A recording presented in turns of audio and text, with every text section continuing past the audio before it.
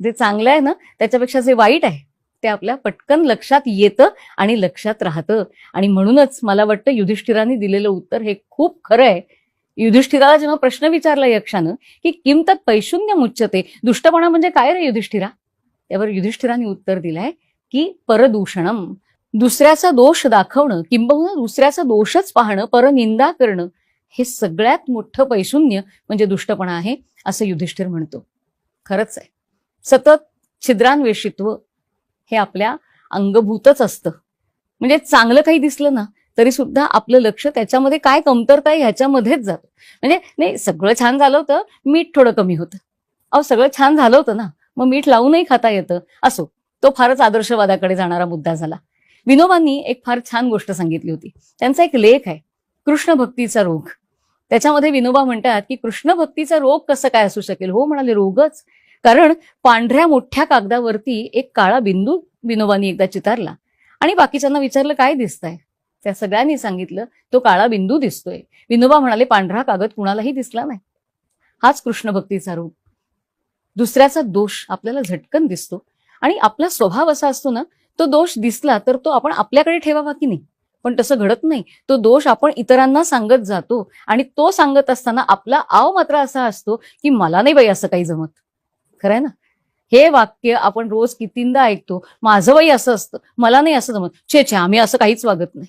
दुसऱ्याला सांगताना हे सगळी वाक्य आपण अगदी ठासून ठासून सांगत असतो.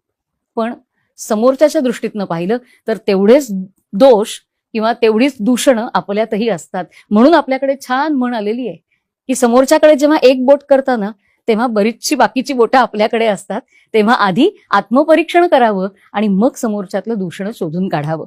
समोरच्यातला दोष जरूर शोधून काढावा, पण तो दोष दाखवण्यासाठी नाही, तर तो दोष अत्यंत चांगल्या शब्दामध्ये जर त्याला सांगता आला तर तो सांगावा, जेणेकरून त्याला अपमानास्पद वाटणार नाही, पण त्या दोषावरती तो काम करू शकेल आणि त्या दोषाला कसं पुसता येईल याच्यासाठी तो विचार करू शकेल. पण हे असं प्रत्येक वेळेला घडतं असं नाही.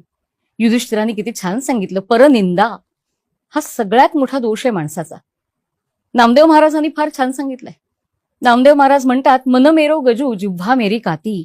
माझं मन हा गज आहे, म्हणजे टेप. टेलरकडे असते ना ती टेप आहे. काय करायचं त्या टेपनं, रोज रात्री मोजून पाहायचं की मी पुढे गेले चांगल्या वागण्यात का आहे तिथेच आहे का 4 पावलं मागे चालली. मन मेरो गजू जिव्हा मेरी काती, आणि माझी जिव्हा ही कात्री आहे. आम्ही म्हणतो बरोबरच आहे, आमची जिव्हा कात्री आहेच, कारण समोरच्याला कसं सहज बोलून बोलून बोलून कापता येईल, दुखावता येईल याच्यासारखं, म्हणजे हे आम्हाला अगदी चांगलं जमलेलंच असतं. नामदेव महाराज म्हणतात, पण त्या अर्थाने मी कात्री म्हणत नाही. मग कुठल्या अर्थाने कात्री म्हणतात. नामदेव महाराज म्हणतात, माझ्या जिव्हेला मी धार लावतो ती रामनामाची, आणि ती कात्री चालवून चालवून यमाचा फास कापतो, दुसऱ्यांची हृदय कापत नाही. बहुतेक सगळ्या संतांनी परनिंदा या गोष्टीचा धिक्कारच केलेला आहे. कारण शेवटी दुसऱ्याची निंदा करताना ते दुसऱ्यामध्ये आपणच असतो. ममै वंशो जीव लोके, त्यामुळे आपलंच तत्व किंबहुना आपल्यात जे तत्व आहे तेच समोरच्यामध्ये असतं आणि त्याच्यामुळे निंदा करू नये. कारण आपल्याकडे जिव्हा व्रत सारखी व्रत पूर्वी घेतली जायची. म्हणजे या जिव्हेवरनं जे उमटेल ते चांगलंच असेल याकडे कटाक्ष ठेवणं, याला जिव्हा व्रत असं म्हटलेलं आहे. या जिव्हेवरनं काहीही वाईट साईट निघणार नाही याच्याकडे सातत्यानं लक्ष देणं. बहिणाबाईंनी नव्हतं का आपल्याला विचारलं.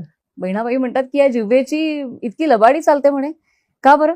कारण तिला खायला गोड आवडतं पण बोलायला मात्र कटू आवडतं. कारण दुसऱ्याचं दूषण शोधणं, त्याची निंदा करणं हा मानवी स्वभाव असतो. पण युधिष्ठिरांनी मात्र आपलं लक्ष वेधलंय. युधिष्ठिर म्हणतोय की सगळ्यात जास्त दुष्टपणा जर कुठला असेल माणसाच्या मनाचा तर तो म्हणजे दुसऱ्याला टोचून बोलणं, त्याची सातत्यानं निंदा करणं. आणि त्यामुळे आपल्याला जेवढं जमेल तेवढं जिव्हाव्रत आपण पाळायला काय हरकत आहे. निदान आपल्यातलं पैशून्य काही अंशानं तरी कमी होईल.